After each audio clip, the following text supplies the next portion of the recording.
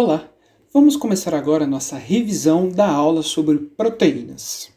As proteínas, a palavra proteína significa proteus, ela vem do grego proteus, que significa principal, ou aquele que veio primeiro. Isso porque as proteínas foi o primeiro nutriente a ser considerado essencial. Antigamente se achava que a força do ser humano vinha do consumo de proteína. Então, se você quisesse ser forte, ou cada vez mais forte, tinha que comer cada vez mais proteínas. As proteínas possuem diversas formas, estruturas e complexidades. Isso a gente vai ver ao longo dessa revisão. E a forma da proteína está diretamente relacionada com sua função. A partir do momento que essa proteína perde sua forma, por qualquer que seja o motivo, essa proteína perde a sua função.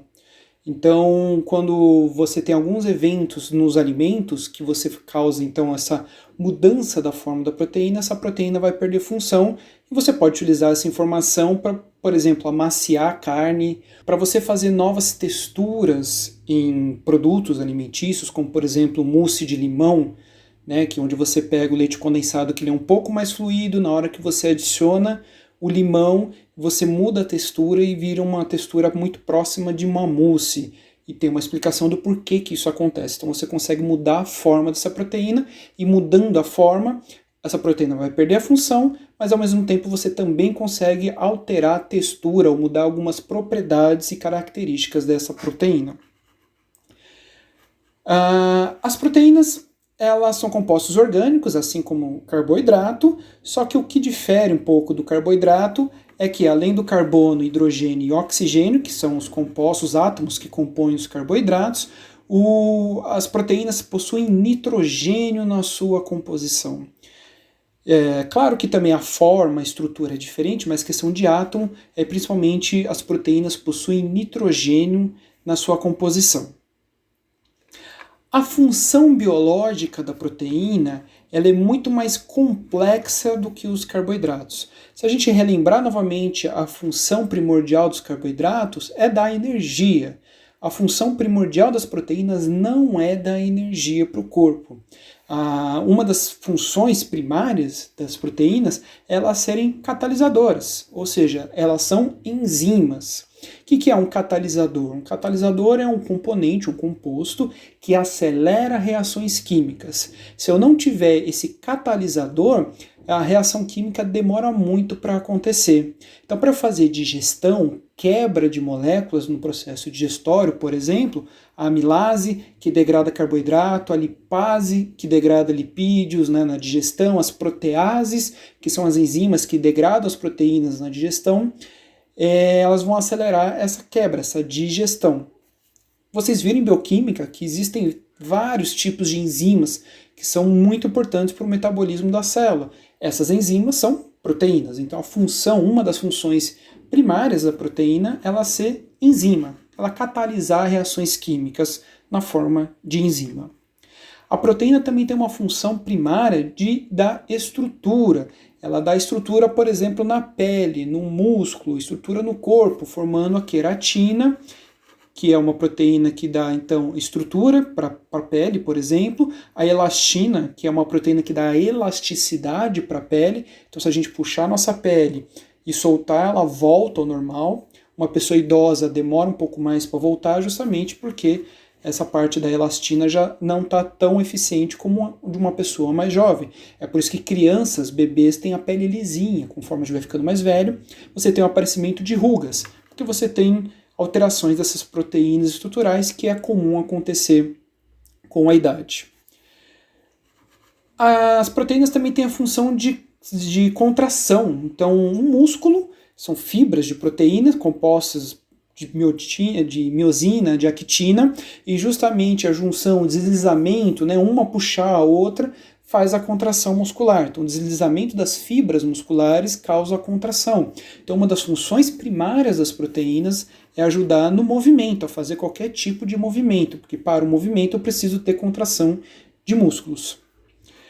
A proteína tem função hormonal, existem alguns hormônios, como por exemplo a insulina, que elas são hormônios proteicos. Então, a função da proteína também é fazer o controle do metabolismo do corpo.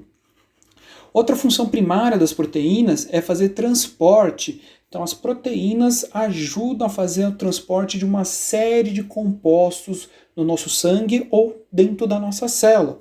A gente tem a transferrina, por exemplo, que é uma proteína que transfere e transporta o ferro. A gente tem a hemoglobina, que é uma proteína que está responsável por transportar gás. A gente tem uma proteína, a albumina, que ela é uma proteína de transporte no sangue que transporta uma série de substâncias. Transporta lipídios, transporta vitaminas, transporta minerais.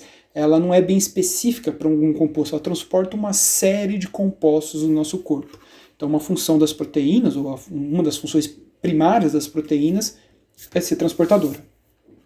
As proteínas fazem parte também da defesa, do sistema de defesa do corpo, como na formação dos anticorpos. Então, uma das funções primárias das proteínas é defesa.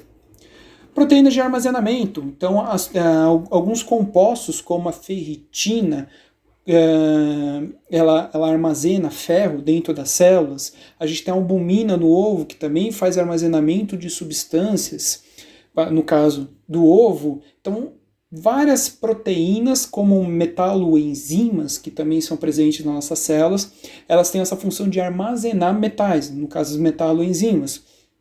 Então, as proteínas têm funções primárias, como, por exemplo, de armazenamento. As proteínas também ajudam no processo de tamponamento do nosso sangue ou das nossas células. Então, a proteína ajuda, faz parte do processo tampão do nosso corpo. Para alguns animais ou para alguns vegetais, as proteínas também têm função protetora porque as toxinas ou os compostos alérgenos, eles são proteicos. Então as pessoas têm alergia e a alergia é provocada por uma proteína. Então tem gente que tem alergia a amendoim, alergia ao ovo, alergia a algum tipo de alergia a frutos do mar, por exemplo. São proteínas que tem nesses alimentos que causam alergia. E alguns animais e plantas também produzem proteínas, ou bactérias também, fungos, produzem toxinas que são proteicas. Então tem essa função de defesa. Então todas essas aqui são as funções primárias das proteínas. As proteínas também têm outras funções no nosso corpo, como por exemplo a adesão celular, então ajuda a colar uma célula na outra, a fixação das células. As proteínas também têm a função de ajudar na transmissão de sinais celulares, então fazer a comunicação, a questão de sinalização celular é feito também, tem participação de algumas enzimas, participação de algumas proteínas nesse meio. As proteínas também fazem parte das proteínas conjugadas, que são proteínas ligadas a compostos não proteicos. As proteínas também fazem parte das glicoproteínas, que são a ligação dos carboidratos, com algum tipo de carboidrato, com algum tipo de proteína, como a gente viu na aula passada, na aula de carboidrato, como por exemplo a formação de muco, a formação da saliva. Esse muco, ele tem essa função de ajudar, por exemplo, o alimento a deslizar, então ele tem essa função de lubrificar a passagem do alimento no trato gastrointestinal. Então as proteínas ajudam nessa lubrificação. As proteínas também fazem parte dos proteoglicanos, que também é a junção de proteínas com alguns glicanos, com alguns carboidratos, que a gente pode encontrar, por exemplo, na matriz extracelular, que envolve osso, cartilagem, a pele. A matriz óssea, na verdade, o nosso osso, ele começa a ser formado através de um proteoglicano, através de uma proteína conjugada. Então você tem uma proteína que vai se ligar e você tem o depósito dos minerais e assim, a partir dessa matriz proteica é que o osso começa a se desenvolver. Então a proteína tem essa função também. E por último, as proteínas também têm função energética. As proteínas, assim como os carboidratos, elas fornecem 4 quilocalorias por cada grama de proteína consumida. Como vocês podem ter reparado, a última função que eu falei das proteínas é energia. Então a proteína dá energia? Dá. Se eu comer o excesso de proteína, o corpo vai armazenar esse excesso de proteína, excesso de energia, na forma de lipídios. Isso a gente vai ver na aula que vem, a gente vai discutir um pouco por que isso acontece. Mas a função primária da proteína não é da energia. A proteína tem várias outras funções principais no corpo, então não é interessante você usar, o seu corpo utilizar a proteína como substrato energético, porque se ele usar isso como substrato energético, ele vai começar a degradar, por exemplo, o músculo, vai degradar algumas enzimas para poder fazer a obtenção de energia, e isso não é interessante. Essa conversa da questão da proteína como substrato energético não ser interessante também, vocês vão começar a estudar, eu citei agora, mas isso vai ser muito estudado em outras disciplinas ao longo do curso.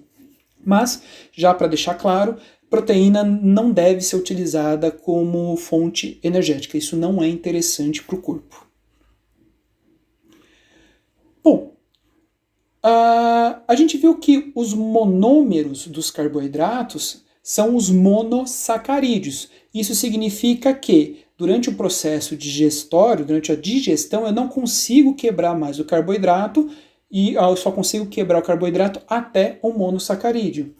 O monômero das proteínas são os aminoácidos. Então, isso significa que, a partir do processo de digestão, começa a quebrar as proteínas e eu só consigo quebrar até a forma de aminoácido. Então, os aminoácidos são os menores compostos, né, são os monômeros que formam as proteínas. Os aminoácidos, eles possuem a característica de terem dois grupamentos químicos diferentes. O primeiro é o grupamento amino, formado pelo nitrogênio. Então, eu tenho nitrogênio com hidrogênio formando amino. E eu tenho também um outro grupamento que é o C-O, né, esse carbono fazendo dupla ligação com o oxigênio, e também uma hidroxila ligada a esse carbono. Ou seja, isso aqui é um ácido orgânico. Então, se eu tenho um grupamento amino e eu tenho um grupamento ácido, sem surpresa nenhuma, qual é o nome desse composto? Aminoácido. Então, o aminoácido ele tem essa característica de ter dois grupamentos químicos distintos, e a gente já vai ver isso, como isso impacta no alimento e como isso impacta também nas proteínas. Os aminoácidos também eles têm um hidrogênio ligado nesse carbono. Esse carbono central, que faz essa ligação, essa distribuição, né, essa ligação onde outros compostos se ligam a ele, ele é chamado de carbono alfa. E a característica desse carbono alfa é que ele é quiral. E a gente já viu um pouco na aula de carboidratos que a quiralidade de um composto ele é muito importante para o metabolismo, porque as enzimas são estereoespecíficas, elas só conseguem, entre aspas, enxergar um determinado tipo de composto. No caso dos aminoácidos, o corpo ele consegue metabolizar aqueles que são levogiros, ou seja, aqueles que desviam uma luz polarizada para a esquerda, são levorotatórios. Aí vocês podem se perguntar, mas você não disse na aula de carboidratos que o corpo só consegue digerir a glicose, né, os carboidratos que são do tipo dextrorotatórios? Sim, dos carboidratos, eles têm que ser dextrorotatórios. Agora, os aminoácidos, para serem metabolizados no corpo, eles precisam ser levorotatórios. Então, eles precisam ser L, precisam ser menos, né? Depende do livro ali onde você está vendo, mas a maioria dos aminoácidos, eles são levorotatórios. A última coisa que eu falei é que a última coisa que tem ligado a esse carbono aqui, que está faltando falar, é que tem um radical, tem um quarto composto ligado a ele. E é exatamente o que vem ligado nessa quarta ligação desse carbono alfa é o que vai diferenciar os aminoácidos. Na natureza, existem 20 tipos de aminoácidos diferentes, ou seja, esses 20 aminoácidos possuem um grupamento amino, possuem um grupamento ácido, possuem o hidrogênio ligado ao carbono alfa, mas o que difere entre esses 20 aminoácidos é o que vem ligado aqui, e a gente simboliza como um radical, né, justamente para dizer que é diferente. Então existem 20 tipos de aminoácidos e é justamente a sequência que vem esses aminoácidos na proteína é que vão dar a função a essa proteína. Se eu alterar um aminoácido dessa sequência, a minha proteína ela vai perder função. Ela não vai ter a função como ela deveria ter, justamente porque eu alterei o tipo de aminoácido que vem na sequência. Então essa sequência de aminoácidos é importante, a gente vai falar disso daqui a pouco, né, um pouquinho mais para frente.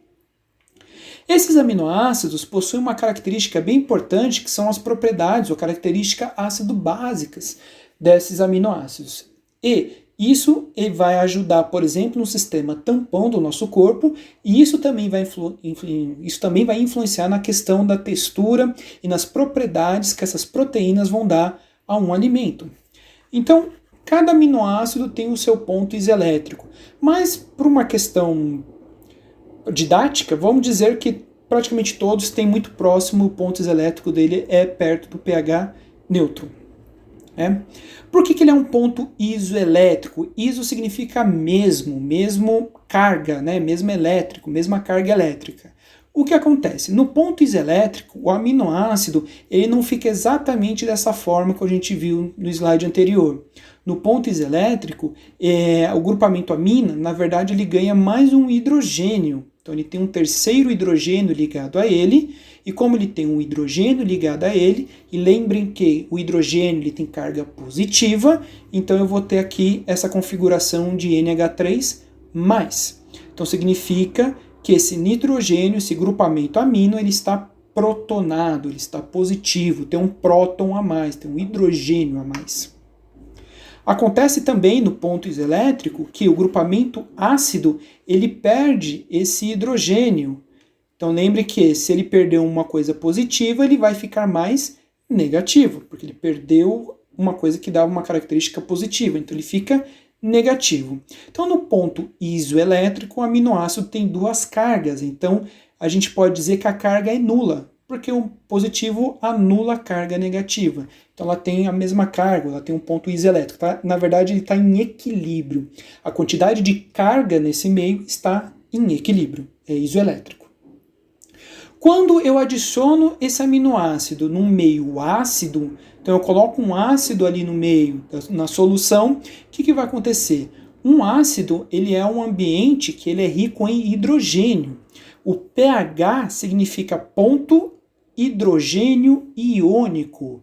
Então, o que é o íon hidrogênio iônico? É o íon H+.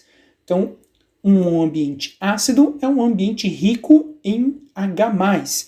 Eu tenho, então, um ambiente rico em H+, e eu tenho aqui uma carga negativa do meu aminoácido no ponto elétrico. O que vai acontecer? O H+, vai ser atraído para o O-, mais com menos, atração.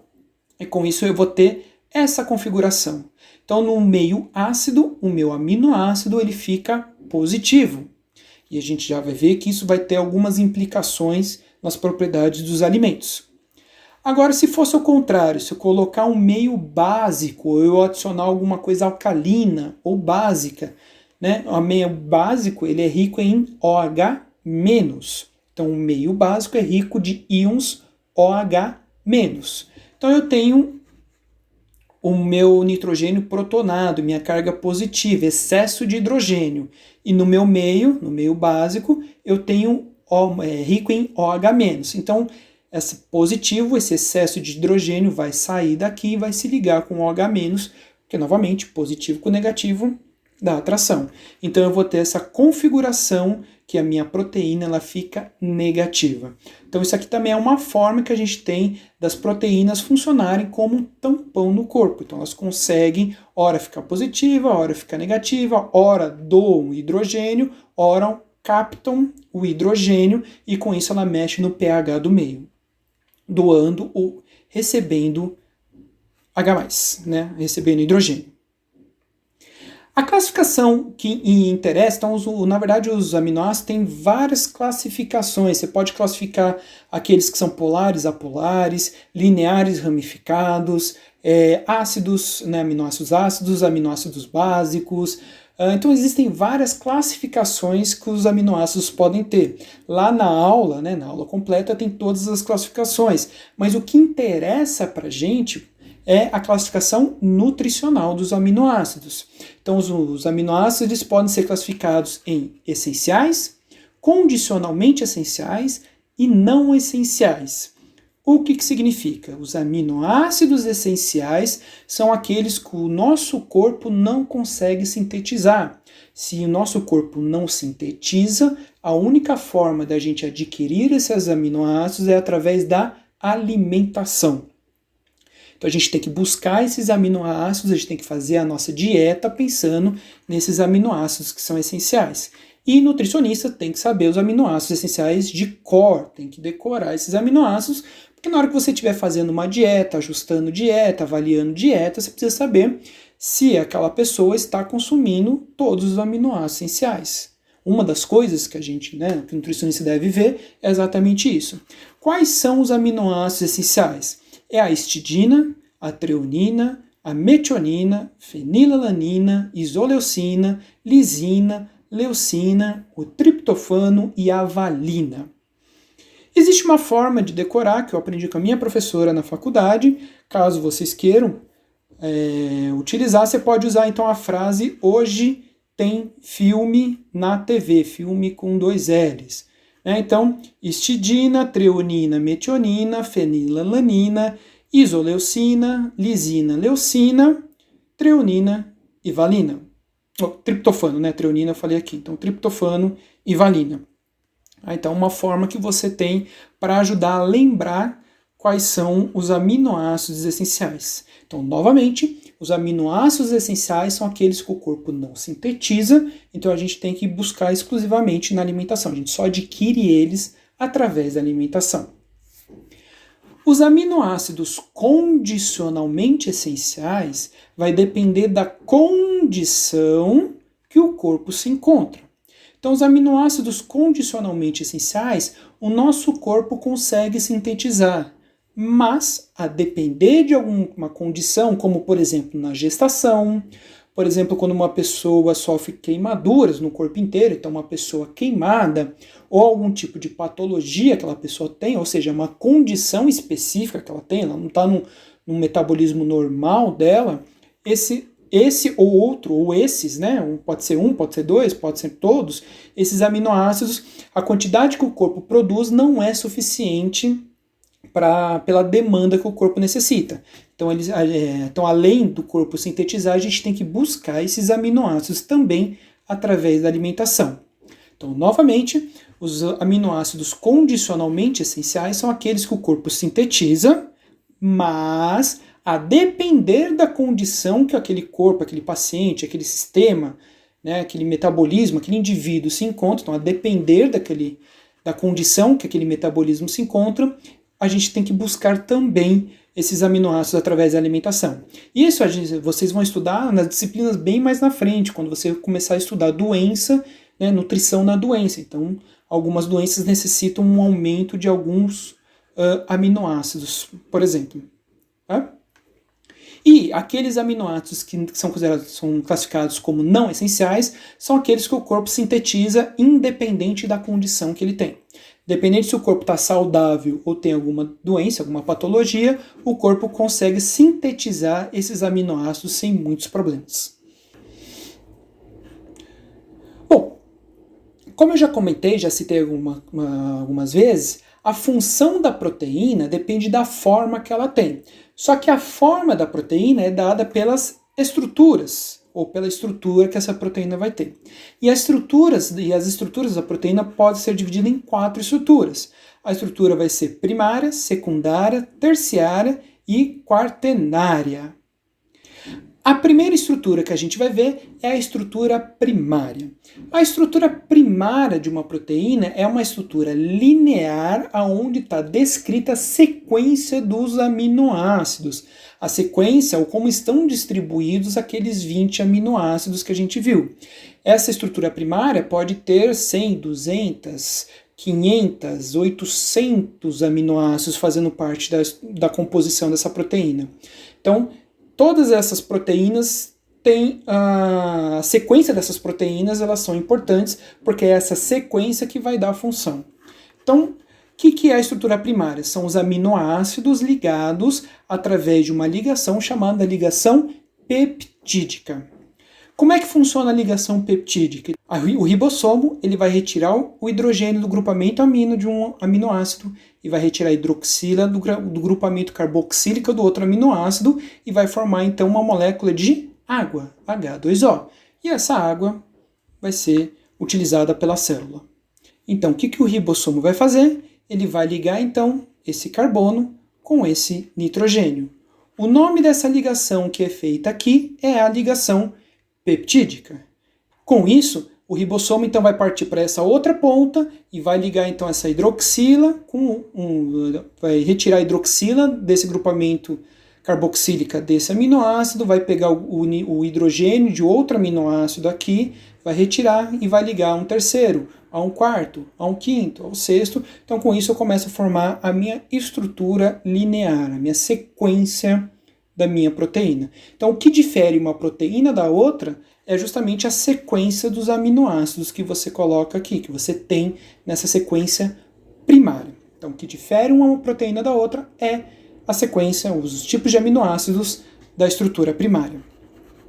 Por convenção, o grupamento que fica aqui, o grupamento amino, né, ele é chamado de início da proteína, é o primeiro aminoácido da proteína.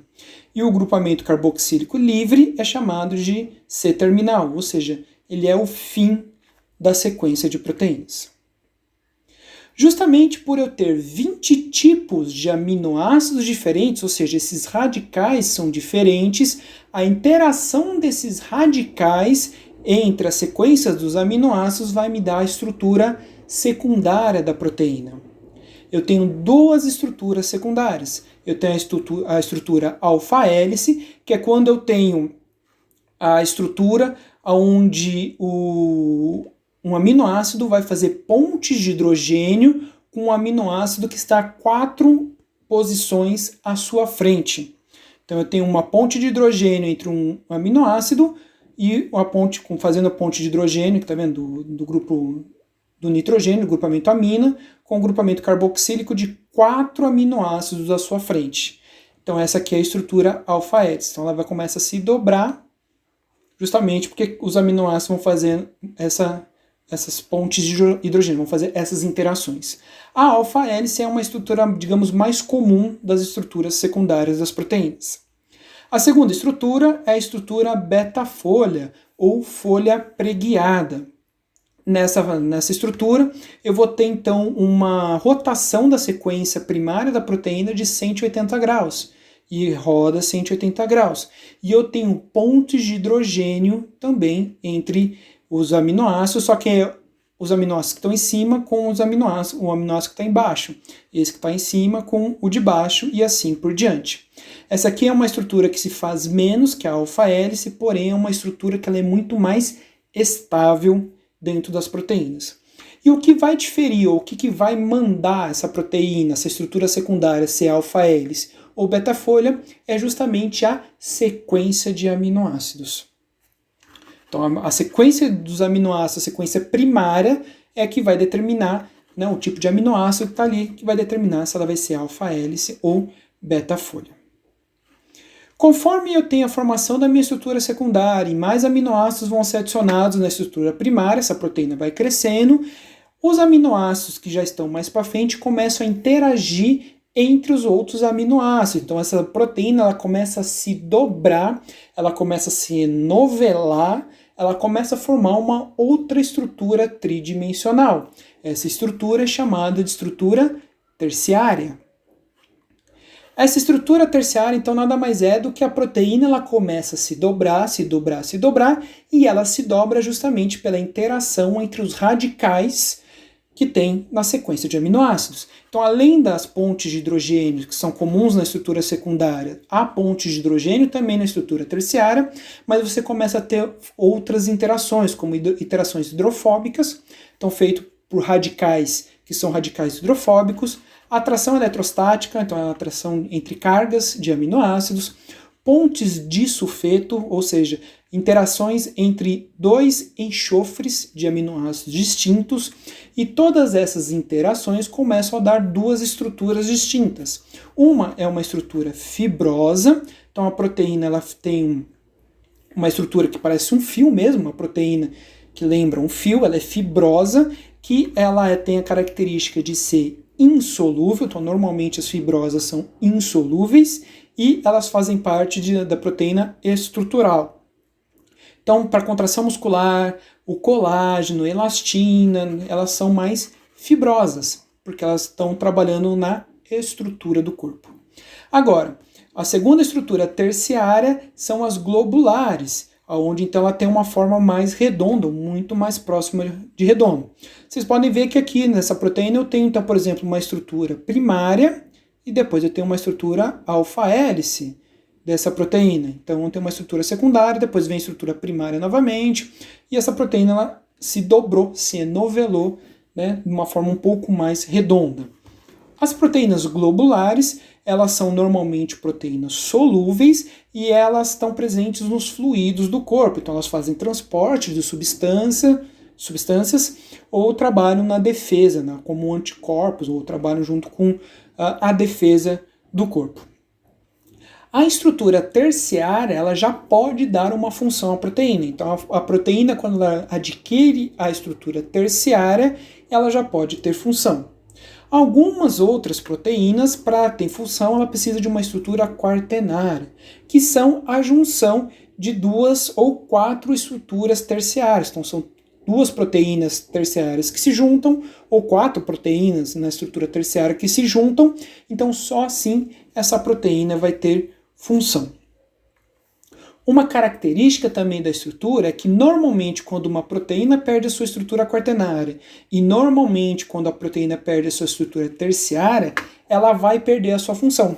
Então ela não tem mais função, mas normalmente ela tende a voltar. Então se você retira o estímulo que fez ela perder a estrutura quaternária e terciária, ela volta à sua forma bem definida. Lembrem que a proteína, para ter função, precisa ter uma forma bem definida. Se ela não tiver uma forma definida, ela perde essa função. Então, se eu tiver essa proteína ela dobrar, se ela desdobrar, né, então ela mudar de forma, ela vai perder a sua função. Então, ela precisa ter a sua forma bem definida. Se a proteína perder a estrutura secundária e, claro, tiver uma quebra da ligação peptídica da estrutura primária, essa proteína não volta mais. Então, ela vai perder a função de forma definitiva. Então, eu posso ter um estímulo que quebra a estrutura quaternária, posso ter um estímulo que quebra a estrutura terciária. Se eu retirar esse estímulo, essa proteína pode voltar a ter sua função, porque ela volta, porque essas ligações químicas não são bem ligações, são interações. Então os aminoácidos voltam a fazer interação. Agora, se o estímulo continuar, essa proteína pode perder a estrutura secundária, pode perder a estrutura primária, e assim ela perde a sua função. Então, falando de desnaturação de proteínas, né, então esses estímulos que podem acontecer onde as proteínas perdem a sua forma bem definida, né, então essa desnaturação, então, que é a transformação da estrutura dobrada bem definida, ou seja, a proteína tendo a sua função, a gente transforma isso para um estado desordenado, e essa proteína perde função, como eu já falei. Como pode acontecer a desnaturação de proteínas? Como temperatura. Então, o fato de você aplicar calor numa proteína, o calor, por exemplo, voltando aqui, ele quebra as pontes de hidrogênio presentes ali. Então, ele interfere nas pontes de hidrogênio e também em outras interações, e com isso a proteína perde a sua estrutura terciária e quaternária. E com isso a proteína perde a função. Então, muitas proteínas, por exemplo, quando você cozinha, você vê que ela muda de cor. Por exemplo, acontece a clara do ovo. Ela é transparente, a partir do momento que você põe temperatura, ela fica esbranquiçada. Essa mudança é justamente a mudança da conformação dessa proteína. Então, a temperatura pode desnaturar. Ou, por exemplo, quando acontece num processo febril. Então, quando uma pessoa tem febre, tem 38 graus, 39 graus, a partir dos 41 graus Celsius de febre, essa temperatura de 41 graus já é suficiente para desnaturar as enzimas das células, e a célula perde a função. A célula não funciona como deveria funcionar. Então a proteína, a enzima, perde a função e a célula não funciona da forma que ela deveria funcionar. Ou seja, se a febre persistir e for muito alta, a pessoa pode morrer, justamente porque as células param de funcionar, porque as proteínas perderam a sua função, porque a temperatura mudou a forma das enzimas. Então, febre é um processo importante, que é uma forma que o corpo tem de ajudar a combater um corpo estranho, mas se a febre for muito alta, tem que interromper essa febre, tem que baixar a febre, justamente porque a temperatura alta, ela acaba desnaturando as enzimas, desnatura as proteínas do corpo. A força de cisalhamento também desnatura a proteína. O que é força de cisalhamento? Cisalhamento significa cortar, é quando eu tenho duas forças de sentido opostos, como se fosse uma tesoura. Então, o fato de você amassar uma massa, você está fazendo um pão, por exemplo, você está amassando, sovando, você está aplicando força de cisalhamento entre a massa e a bancada que você está trabalhando. Então, você tem força em sentidos opostos. Então, você tem cisalhamento. O fato de você bater desnatura a proteína. Uma força de cisalhamento que é muito utilizada, por exemplo, na confecção de alimentos é a clara em neve.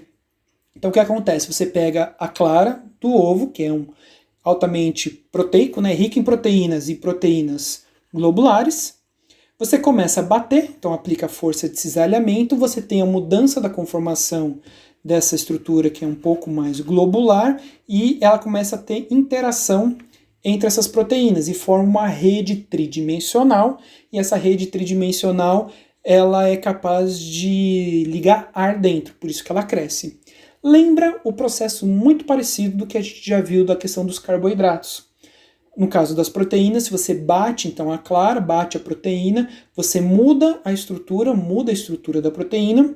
Essa proteína começa a interagir com outras proteínas e forma uma rede tridimensional. Essa rede tridimensional aprisiona ar dentro e com isso eu tenho a clara em neve. O pão funciona da mesma forma. Você pega a farinha, começa a sovar, aplica força de cisalhamento. O glúten, que é a proteína presente na farinha, vai formar uma rede tridimensional e esse glúten é capaz de aprisionar o gás do processo de fermentação. Então, as leveduras que você coloca lá começam a fermentar os açúcares, libera gás carbônico, esse gás fica preso na estrutura tridimensional do glúten e ele incha, e com isso a massa cresce. Então, um bom pão para crescer bastante precisa ser bastante sovado. Então, as proteínas precisam ser desnaturadas. Força de cisalhamento. Uma forma de você também desnaturar através do pH. Voltando alguns slides anteriores, onde a gente viu exatamente aquele ponto isoelétrico da proteína, quando a gente adiciona um ácido, aquela proteína ela fica mais positiva. Então ela sai daquela condição onde ela tem as cargas neutras e passa por um estado positivo. Lembre que quando eu tenho um ambiente rico em proteínas positivas, cargas positivas com positivas causam repulsão. Então aquele estado bem definido das proteínas. Coloquei no meio ácido, a minha proteína tende a ficar mais positiva. Então eu tenho repulsão das interações ali e com isso eu tenho a desnaturação, eu tenho a mudança da forma original da proteína. Então aquela proteína perde a função. Então eu tenho justamente a repulsão, porque os meus aminoácidos, a minha proteína presente ali, ela fica mais positiva. Positivo com positivo, repulsão. Então você consegue fazer também, por exemplo, uma mousse de limão, como eu comentei. Por que eu tenho a mudança da textura? Porque o leite condensado, ele tem proteína do leite ali. Na hora que eu coloco limão, por exemplo, limão, ou maracujá, ou qualquer alimento ácido, esse ácido vai causar a desnaturação dessa proteína. E com a força de cisalhamento, que eu vou misturar, eu ainda provoco um pouco mais de desnaturação, e com isso eu altero então a textura da minha proteína, do meu alimento, justamente pela desnaturação. Começa a ter uma formação de uma rede tridimensional ali. Então, eu mudo a textura. As propriedades funcionais das proteínas, né, nos alimentos, como eu já comentei, as proteínas vão interferir nas propriedades sensoriais. As proteínas mexem, por exemplo, na textura, como na panificação, na clara em neve, na mousse do limão. Então eu tenho mudança das propriedades sensoriais. Na panificação, então, o glúten vai dar maciez, a carne também dá suculência. Então, dependendo do tipo de proteína que eu tenho ali no corte, eu vou ter uma carne que é mais macia ou menos macia, mais suculenta e menos suculenta. Então, uma picanha é muito mais suculenta do que um coxão duro, justamente porque o tipo de proteína presente ali ela é diferente. E essas propriedades funcionais dos alimentos vão depender, então, da hidratação, dessa capacidade da proteína se ligar ou não com a água. E a hidratação proteica ela vai depender do pH do meio. Então, essa solubilidade das proteínas ela vai ser menor no ponto isoelétrico, pelo mesmo motivo que eu já comentei na questão do tampão, no slide anterior. No ponto isoelétrico, como as cargas são neutras, as proteínas estão todas bem juntinhas. O estado está, a estrutura tridimensional, estrutura terciária, estrutura quaternária, faz a proteína ficar bem condensada, com a sua forma original. Então, eu tenho uma dificuldade maior da água penetrar ali no meio para que o meio se hidrate. A partir do momento que eu deixo o alimento mais ácido, ou seja, eu tenho cargas positivas, eu tenho a repulsão, eu tenho a mudança da conformação, essa proteína ela tende a se abrir e a água consegue penetrar com uma maior facilidade. Então, no meio ácido, as proteínas tendem a ser mais hidratáveis, né? Se hidratam melhor. E a temperatura, pelo mesmo processo. Conforme eu tenho um aumento de temperatura, eu vou ter um aumento da solubilidade pelo mesmo princípio. A temperatura quebra as interações, a proteína muda a sua forma tridimensional e com isso, então, eu consigo ter uma maior penetração da água. Porém, a partir do momento que a temperatura vai passando de 40, 50 graus, eu começo a ter quebra dessa proteína, essa proteína ela se coagula. Então é por isso que a clara em neve, como fica clara, ela é transparente e depois quando a gente aplicar alta temperatura ela fica branca. Então as proteínas se coagularam. Então ela passou de um estado solúvel para um estado insolúvel. Não dá para fazer, por exemplo, clara em neve com o ovo cozido, né, com a clara cozida, porque ela se tornou insolúvel. Então, se você quiser fazer uma boa clara em neve, você pode aquecer um pouco em banho-maria e você bate, ela fica melhor, porque eu aumento a solubilidade. Mas tomar um pouco de cuidado, porque se eu aquecer um pouco demais, essa clara começa a coagular. Então, essa hidratação proteica, ela vai influenciar em diversas propriedades do alimento, como, por exemplo, expansão, como eu falei da questão da clara em neve, da massa do pão do glúten. Então, essa hidratação vai fazer, quanto maior a hidratação, maior a expansão que essa proteína vai ter. A hidratação também vai influenciar a gelificação, processo de formação de gel de proteínas. E, claro, a viscosidade. Então, a proteína também você tem a questão da viscosidade, porque ela consegue reter água dentro dela, num processo que é bem semelhante dos carboidratos. Né? Então, quando a água se liga no carboidrato, a água não fica disponível, então eu mexo na viscosidade. Na questão das proteínas é igual. Então, a água se liga às proteínas, não fica disponível aquela água, então eu tenho um alimento um pouco mais viscoso, porque a água ficou retida nas proteínas. Em relação às propriedades espumantes, ou fazer espumas, nada mais é que esse ar que vai ficar retido dentro do alimento. E esse ar, quando ele vai para a boca, quando a gente come, justamente essas pequenas bolhas de ar que ficaram presas é que vão dar uma sensação de leveza quando a gente come a espuma. Então, quando a gente come um marshmallow, quando a gente come uma clara em neve, ou um produto feito com clara em neve, ele é leve justamente porque essas pequenas bolhas que ficaram presas para a formação de espuma, na hora que ela entra em contato com a boca, ela dá a sensação de leveza. Essas propriedades das espumas, ela vai depender então de uma série de fatores, como o pH. No ponto isoelétrico, a proteína é mais estável, ela é mais firme, justamente porque eu não tenho repulsão. Então, para fazer a minha espuma, no ponto isoelétrico, às vezes é um pouco mais interessante ela estar no ponto isoelétrico. A partir do momento que eu coloco um ácido ali, como eu começo a ter repulsão, as minhas ligações não vão ser tão fortes assim. Então, o melhor para fazer uma espuma, é com a proteína no seu ponto isoelétrico. Adição de sais. Então, o sal, ele tem aquela característica que a gente viu na aula de água, que ele se dissocia, ele se separa no meio líquido. Então ele tem duas cargas, ele tem o Na+, ele tem o sódio, e tem o Cl-, ele tem o cloro, porque aquele sal se dissociou.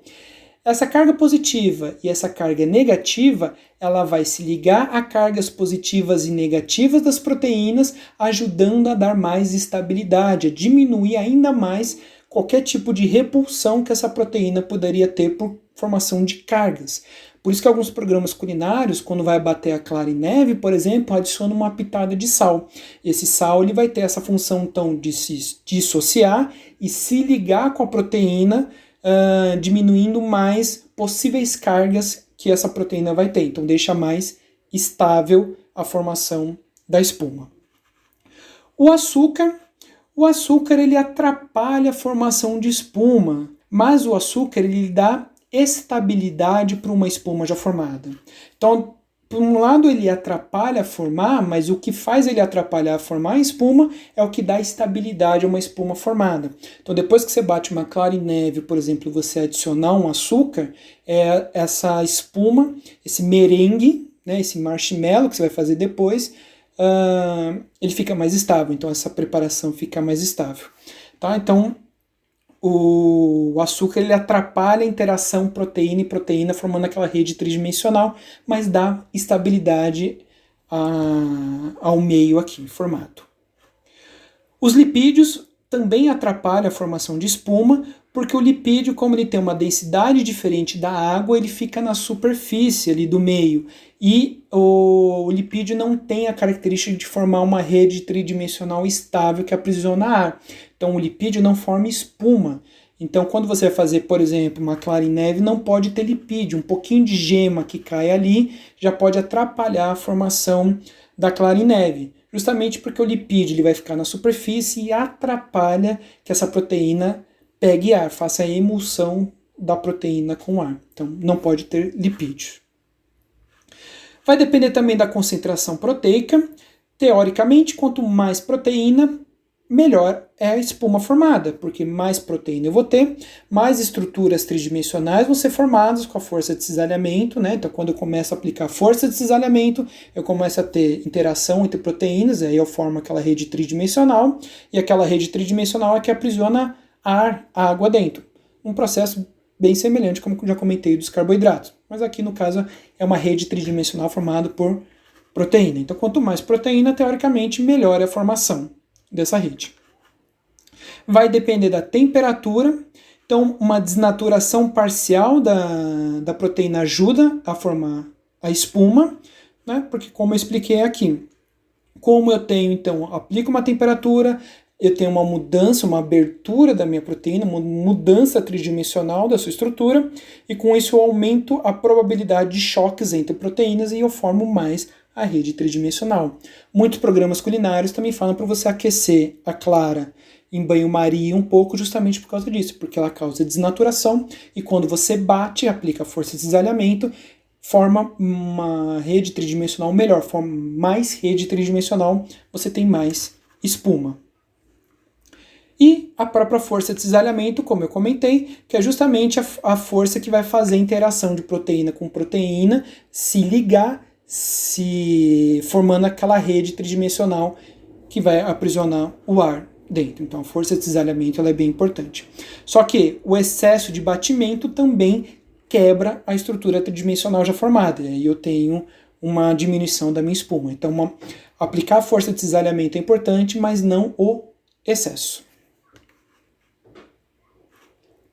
Como eu falei que a hidratação, né? Eu falei que a hidratação ela vai interferir nas propriedades, por exemplo, de gelificação das minhas proteínas. A gelificação, o gel formado, nada mais é que uma rede tridimensional que aprisiona água no seu interior. E o processo de gelificação, ele parte de um processo de um meio que está no meio Sol para um meio que é o gel. O que é o meio Sol? O meio Sol é a proteína diluída no líquido. Então eu tenho minha proteína que está diluída no meu líquido, ela faz uma estrutura tridimensional, mas não tem tanta água assim ligada nessa, ou retida nessa rede tridimensional. E o estado gel é o contrário, é a água que fica presa dentro da proteína, por isso que ela endurece. O maior exemplo aqui que a gente pode falar é a gelatina. A gelatina, ela tem o colágeno, ela tem a proteína, e na hora que a gente tem, para fazer a gelatina, a gente dissolve aquele pozinho, aquele colágeno, na água quente. Então, aplica a temperatura, a gente mexe, cisalhamento, e com isso eu começo a ter a formação de uma rede tridimensional. Só que como está quente, essa rede tridimensional, essa ligação é fraca. A partir do momento que eu coloco essa gelatina, esse líquido na geladeira, eu diminuo a temperatura do meio e isso faz que essas ligações feitas, a rede tridimensional, ela fique cada vez mais forte e com isso ela consegue aprisionar cada vez mais água e com isso a minha gelatina fica dura, ela fica no estado gel. O líquido, no caso da gelatina, a água, fica presa na rede tridimensional da proteína. Se você esquentar essa gelatina novamente, o que vai acontecer? Eu vou enfraquecer as ligações químicas aqui feitas por proteínas e eu vou ter a saída da água, eu volto a ter o meu estado sol novamente. Então o processo de gelificação nada mais é que transformar uma proteína ou uma solução que está no meio sol, que é a proteína diluída no meio líquido, no estado gel, que é a proteína, então, o líquido preso na rede tridimensional formado pela proteína. Então, esses géis proteicos, como a gelatina, é uma solução concentrada de proteína que ela é aquecida. Eu aplico, então, a temperatura, desnaturação, cisalhamento, ajuda a desnaturar e ajuda a formar a rede tridimensional. E depois eu coloco na geladeira. Essas ligações entre proteínas, elas ficam mais fortes e aprisionam água. Outro processo importante que eu já comentei é o processo de formação de massa, que é feita através de uma proteína chamada glúten, que fica presente no trigo, por exemplo. Em alguns cereais tem o glúten dentro, que nada mais é que o glúten, quando ele é hidratado e sofre a força de cisalhamento, esse glúten hidratado ele acaba inchando. A força de cisalhamento também ajuda a desnaturar esse glúten, forma uma rede tridimensional que é capaz de aprisionar água e ar também, através da fermentação. Então, eu tenho uma massa que ela é viscoelástica, ou seja, aquela massa que estica, ela é elástica quando ela está crua, e ela forma essa rede que é capaz de aprisionar o gás na hora da fermentação. Então, por isso que o pão ele cresce. Então ele cresce justamente porque a massa é o glúten desnaturado, hidratado. E para eu ter essa formação de massa, eu preciso ter uma concentração, uma hidratação na concentração de 3:1. Então eu preciso ter uma hidratação de 3:1 dali da proteína, água-proteína, justamente para ela poder desnaturar e poder ter todas essas estruturas de formação tridimensional que a gente conversou. Bom, essa aqui foi então a nossa revisão da aula sobre proteínas. Lembrando novamente que essa aqui é uma aula de revisão, um vídeo de revisão. Muito mais detalhes foram fornecidos para vocês na sala de aula virtual, no material de aula de vocês. Também foi fornecido materiais suplementares para vocês, então leiam o material suplementar para ajudar a estudar. E, claro, se vocês tiverem qualquer tipo de dúvida, não esqueçam de colocar no item específico de dúvidas lá na sala de aula virtual, que eu vou responder o mais rápido possível. Então, o vídeo de revisão é esse e bons estudos para vocês!